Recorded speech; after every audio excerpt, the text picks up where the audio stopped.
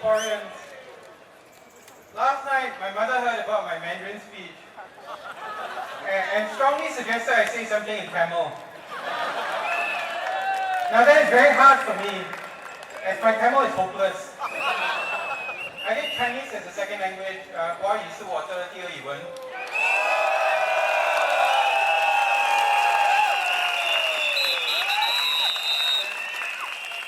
Every holidays, every time the school holidays, my parents would hire a Tamil tutor to teach me Tamil.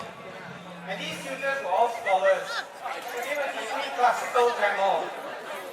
And in my youth, I could not appreciate it. In fact, I had to have a lot of help from my teammate, Mr. Sadasivam. But I'm going to try, so please forgive me. Okay? Bakalagulahi, in Pierre Paul Tambaya. Nan, Singapore, Kalkalai, Karagadu, Pierre Asriyaga, Pani Asriguren. Nan, Singapore, Janayaga, Kachin, Bait, Kalaraga, Puti, Ijuguren. Singapore, Jananayaga, Kachin, Kol Gagalai, Nan, Mulamayaga, Asriguren. Singapore, Pura, Jananayaga Mana, Samudra Bamika, Nadaga, Matra Nango, Viragirom. And the Vida, Ina, Mura, Mada, Deva Padmalada, Panakarara, Indra, Pakupada, Ilada Nadaga, Singapore, Urubaka Vendum, Nandri.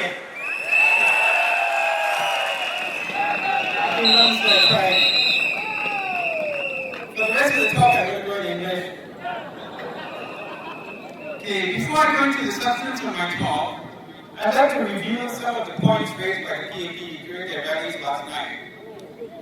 As you know, the SDP has decided to run a clean and fair campaign.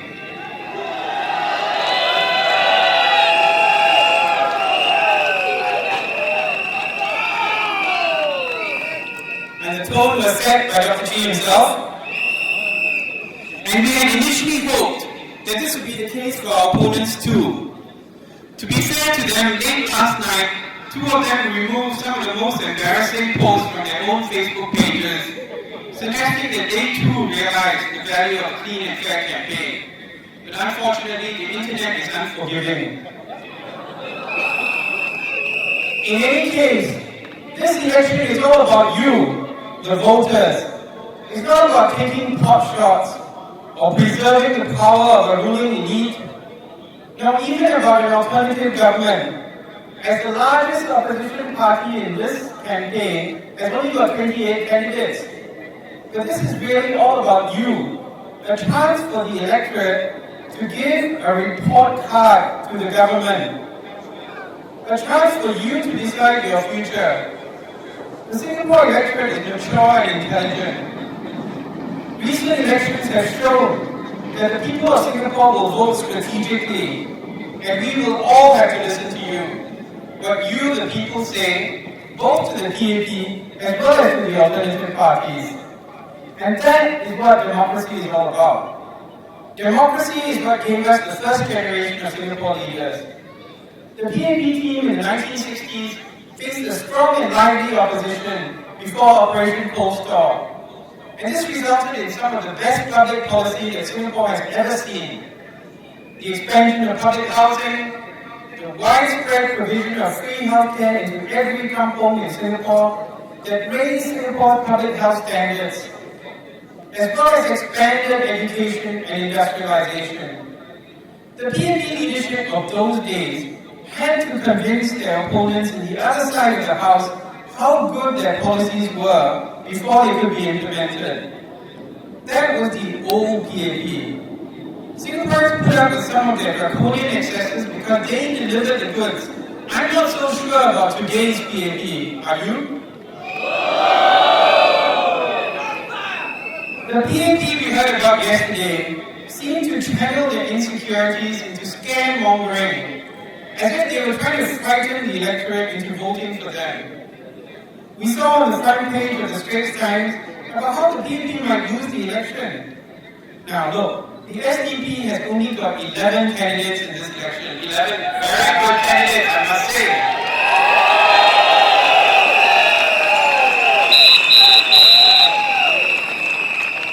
We aim to be your voice in Parliament, to get into Parliament, to ask good questions, to demand transparency and accountability, like Dr. Wong talked about, from the PAP government. We cannot form the next government with 11 candidates. We cannot even implement some of those so-called dangerous policies that we have proposed, as we will be outvoted easily if we propose a motion on any of them. We can, however, use these policies as a benchmark to judge and assess the performance of the PAP. We can constantly keep reminding the PAP that public housing is about providing a roof over our heads, not some kind of asset for speculation that must appreciate, that we can monetize when we get sick. Schools should be places for children to grow and develop, not places where they get stressed out, hot-housed, in high-stakes standardized exams like the PSLE. And that all Singaporeans should be treated with fairness and equality, regardless of ethnicity or religion. The people can decide on Friday for themselves how dangerous they think these policies are. So moving on to equality, it's worth remembering, and some of you may not, that in 2002, Dr. Chee Soon Juan spoke at Hong Lim Park on the right to wear tudungs, and he was fined $3,000 for his effort. Dr. Chee said at the time, "I admit that it's not a popular thing to do, but sometimes it's important to do the right thing rather than what is politically expedient."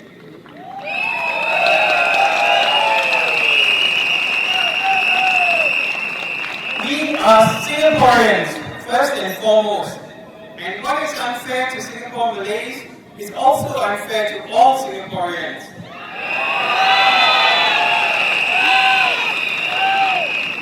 Similarly, Dr. Chee said, Singaporean Malays, Indians and Eurasians should speak up for Singaporean Chinese if they are unfairly treated.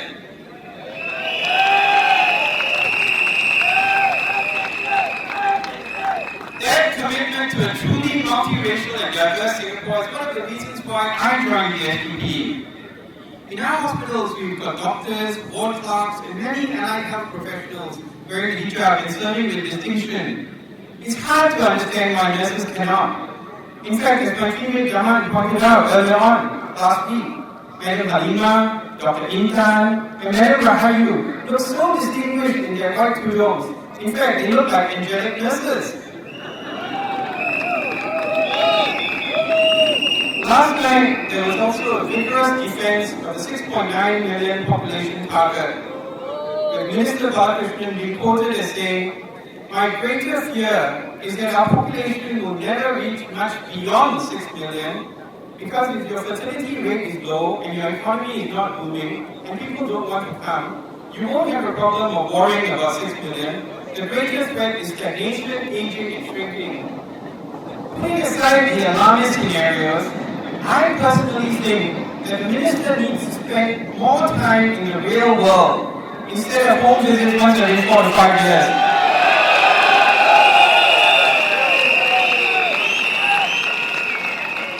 My wife and I like to stay in Singapore during the long weekends because we estimate that about 1 million people leave Singapore for our neighboring countries, especially with the strong Singapore dollar. So Singapore is a great place to live with about 3.5 to 4 million people. The traffic is better, the shops are less crowded, we can even get decent seats in the movie theatre. And I think that most Singaporeans would favor a more sustainable growth model rather than the PAP's obsession with growth for the sake of growth.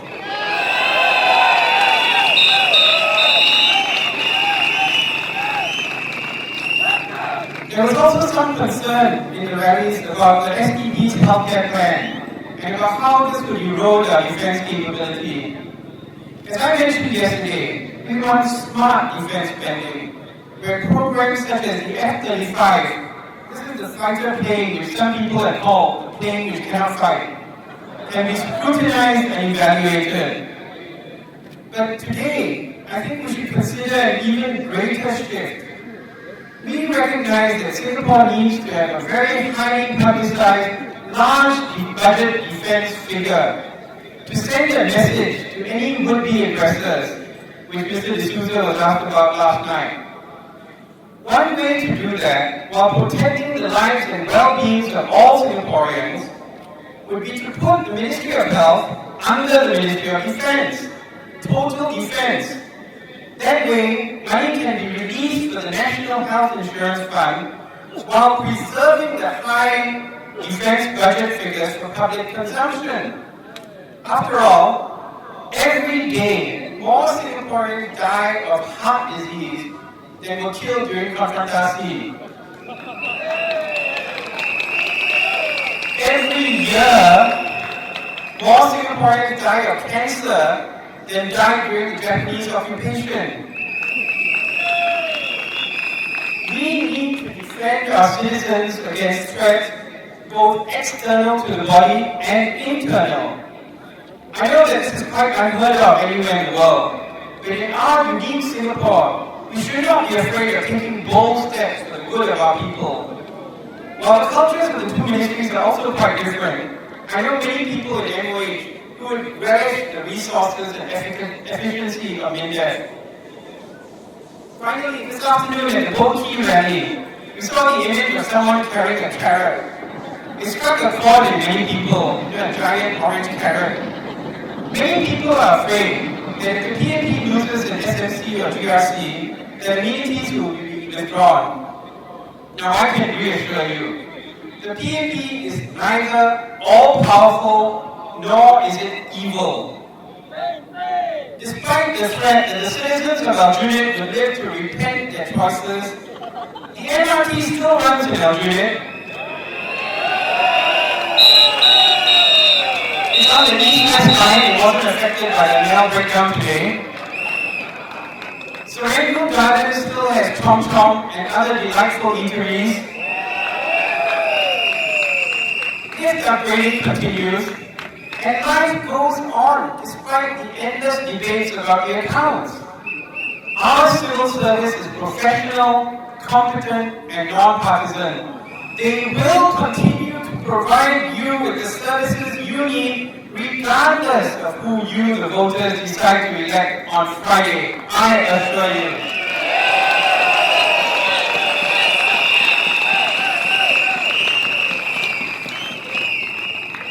This election, however, is about more than policies and programs. It is about values. As I mentioned before, I joined the SPP because I shared its commitment to social justice. My commitment to social justice comes largely from my parents. My mother used to repeatedly quote from Proverbs 31 in the Bible, where it says, "Speak up for those who cannot speak for themselves." This has been the theme of this campaign.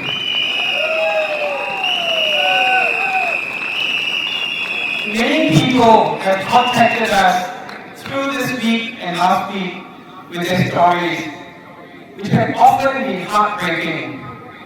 I would like to say to all of you who have shared your stories with us, I wish we could speak up for all of you, but we only have 9 days for this campaign. We promise that if we are elected, we will continue to speak up and ask good questions in Parliament. I am going to, however, highlight 2 stories tonight. The first is from a friend. She got very shy about it. She didn't want me to identify her. Last night she shared with me a concern she had raised with one of the ministers of state. She said, "I have heard this claim that MOE has provided most schools for help with kids with learning disabilities since my son, who is dyslexic, was in P1. But I haven't experienced anything that you promised. He is now preparing for his PSLE 6 years later. With a strong voice in Parliament and a clear education policy as a benchmark, I promised her that we would keep asking the ministry to keep their promises on the ground to real world, to real parents and real children alike. The second story is even more heartbreaking. A mother wrote to me about her daughter who's less than 2 years old and has a chronic illness. She needs specialized medical therapy which costs about $5,000 to $8,000 a month. The treatment is given in most places as an outpatient. But if this was the case here, the parents cannot use their own MediSave or MediShield, or even MediShield Life when it kicks in later this year. The hospital has been very good and has tried to work something out for them, but they keep failing the means test, which would give them access to MediFund. They, like so many Singaporeans, are caught in between. They are not poor enough to qualify for the complicated means-tested assistance schemes. At the same time, they are not rich enough to be able to comfortably deal with these very high medical bills. As I said before, Singapore has very good medical care. In another Southeast Asian country, this child would not have survived. But the child is doing well. But the family has spent a lot of their savings, and they're trying very hard to provide the best for her, while not neglecting her older siblings. The mother came to the rally in Toh Guan Road last night and spoke to me. She volunteered to come on stage tonight. But this afternoon, however, she sent me a message. She said she was struggling with this. And so I said it was alright. I would just tell her story and she doesn't need to worry. She replied pointedly, and I quote, "It's not okay. Suffering, and don't even dare to complain. It's really very painful." She's here in the audience tonight, and I promised her that I would tell her story regardless. And if elected, we would continue to raise these voices and messages in Parliament.